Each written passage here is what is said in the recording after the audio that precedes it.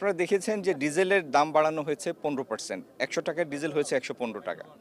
আপনি আশপাশের যে কোনো দেশে, ভারত, নেপাল, পাকিস্তান সহ আশপাশের যে কোনো দেশে যদি তুলনা করেন, সেখানে জ্বালানি তেলের মূল্য আমাদের বাংলাদেশ থেকে বেশি, যদি আপনি মুদ্রার বিনিময় হার লক্ষ্য করেন।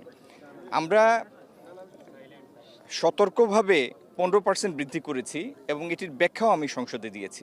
এই 15% বৃদ্ধির কারণে একটি বাস যদি 200 কিলোমিটার বা একটা ট্রাক 200 কিলোমিটার পণ্য পরিবহন করে যায়, কেজি প্রতি তার অভিঘাত 30 পয়সার বেশি আসে না কেজি প্রতি। তো সেই জন্য বাস্তবে এইটুক বৃদ্ধি সত্যিকার মূল্যস্ফীতিতে কোনো উপাদান যোগ করবে না।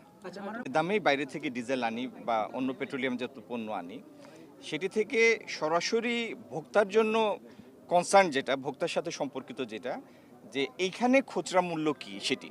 তো পাম্প থেকে আপনি ডিজেল পাচ্ছেন 115 টাকা, বাড়তি মূল্যে আসলেও সেই অভিঘাতটা সরকার তার বিভিন্ন টুলসের মাধ্যমে ধারণ করে সেই শকটা ভোক্তা পর্যায়ে পৌঁছাতে দেয় না।